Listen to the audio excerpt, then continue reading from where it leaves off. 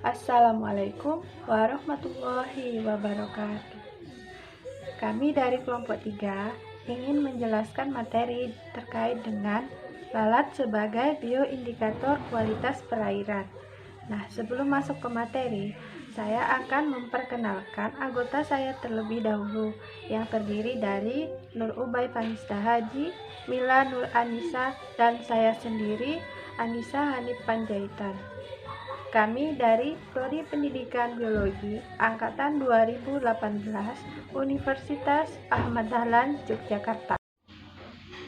Di sini kami mengambil judul materi yaitu lalat sebagai bioindikator kualitas perairan.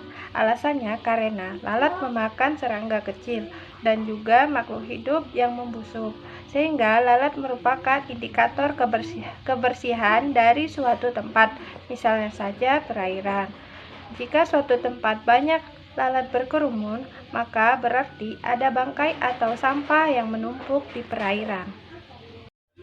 Nah, selanjutnya isi video yang akan ditampilkan yaitu yang pertama, apa itu bioindikator, yang kedua, pengenalan lalat sebagai bioindikator perairan serta klasifikasinya, yang ketiga, gambar organisme dan ciri-cirinya, yang keempat, siklus hidupnya, yang kelima, habitat dan alasan lalat dijadikan organisme bioindikator, yang keenam, kaitan bioindikator dan biomonitoring, dan yang ketujuh, bagaimana cara pengambilan sampel. Yang pertama, kita akan membahas apa itu bioindikator. Nah, bioindikator adalah komponen biotik atau makhluk hidup yang dijadikan sebagai indikator. Bioindikator juga merupakan indikator biotik yang dapat menunjukkan waktu dan lokasi, kondisi alam atau bencana alam, serta perubahan kualitas lingkungan yang telah terjadi karena aktivitas manusia. Yang kedua, membahas tentang pengenalan lalat sebagai bioindikator. Lalat termasuk ordo Diptera, sering disebut serangga tanah, pada suatu komunitas yang berperan sebagai perombak bahan-bahan organik, yang mana hasil perombakan ini berupa humus, yang nantinya humus tersebut bermanfaat sebagai nutrisi bagi tanaman. Selain itu, serangga tanah juga dapat dijadikan sebagai indikator terhadap kesuburan tanah. Fauna ini berperan sebagai predator yang memakan serangga kecil dan juga tertarik dengan hal-hal membusuk. Untuk klasifikasi lalat itu sendiri yaitu kingdomnya Animalia, filumnya Arthropoda, kelasnya Insecta, ordonya Diptera, familinya Micropteridae, subfamilinya Taeniopterinae, genusnya Rainieria, spesiesnya Rainieria antennaepes. Nah, Rainieria antennaepes memiliki ukuran tubuh 1 cm, berwarna hitam kecoklatan, memiliki bentuk sayap yang panjang dan ramping, dan memiliki abdomen yang panjang dan runcing. Selanjutnya, siklus hidup lalat.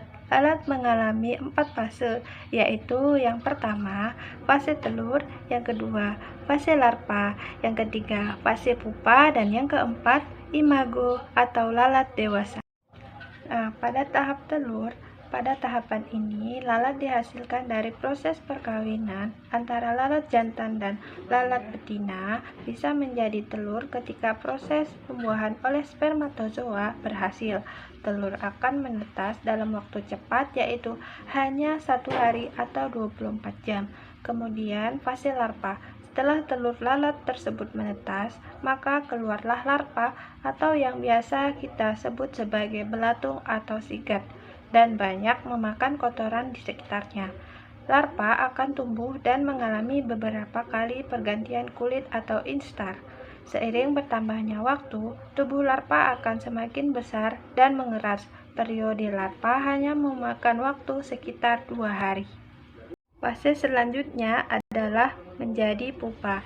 Lalat akan mencari tempat berlindung untuk bertapa dan menjalani fase pupa. Larva akan menjalani fase pupa selama kurang lebih 7 hari atau 1 minggu. Pada fase pupa inilah tubuh terus mengalami perkembangan dan perubahan bentuk. Pada hari ketiga sampai hari ke-6, pupa akan mulai terbentuk sayap, dan pada tahap terakhir pupa, ia akan membelah yang kemudian terbang menjadi lalat dewasa atau imago. Setelah melalui fase pupa, proses metamorfosis yang terakhir pada lalat adalah imago atau lalat dewasa. Lalat dewasa yang berhasil keluar dari selubung kokon atau pupa akan mulai terbang ke sana kemari untuk mencari makan. Selanjutnya, habitat lalat atau Rainieria antennae.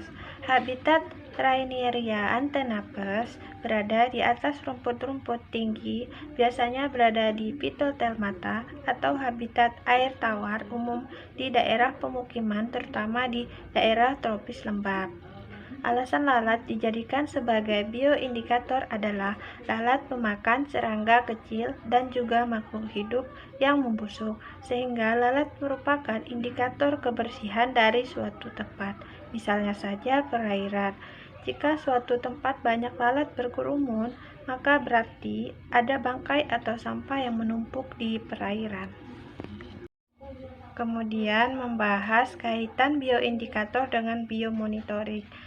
Nah, bioindikator adalah kelompok atau komunitas organisme makhluk hidup yang keberadaannya atau perilakunya di alam berhubungan dengan kondisi lingkungan. Hubungannya dengan biomonitoring karena biomonitoring merupakan metode pemantauan kualitas air dengan menggunakan indikator biologis atau bioindikator berupa makhluk hidup atau organisme. Pentingnya belajar tentang bioindikator karena bioindikator merupakan indikator biotik yang dapat menunjukkan waktu dan lokasi, kondisi alam atau bencana alam, serta perubahan kualitas lingkungan yang telah terjadi karena aktivitas manusia. Yang terakhir, membahas terkait dengan cara pengambilan sampel. Langkah-langkah untuk pengambilan sampel yaitu yang pertama, persiapan alat feedval trap. Yang kedua, pemasangan perangkap feedval trap. Pengamatan dilakukan pada stasiun berbeda. Pada setiap stasiun terdapat 5 perangkap semburan atau feedval trap yang diletakkan pada beberapa titik. Yang ketiga, pengambilan sampel lalat yang masuk ke dalam perangkap diambil setiap pagi dan sore hari selama 1 minggu. Kesimpulannya yaitu, lalat dapat dijadikan sebagai bioindikator karena lalat memakan serangga kecil dan juga makhluk hidup yang membusuk, sehingga lalat merupakan indikator kebersihan dari suatu tempat, misalnya saja perairan. Jika suatu tempat banyak lalat berkerumun, maka berarti ada bangkai atau sampah yang menumpuk di perairan. Itulah penjelasan terkait dengan materi lalat sebagai bioindikator kualitas perairan. Semoga dapat bermanfaat dan menambah wawasan bagi semuanya. Saya mewakili kelompok, mohon maaf apabila masih banyak terdapat kekurangan baik dalam penyampaian materi, pembuatan video, dan sebagainya. Saya akhiri. Wassalamualaikum warahmatullahi wabarakatuh.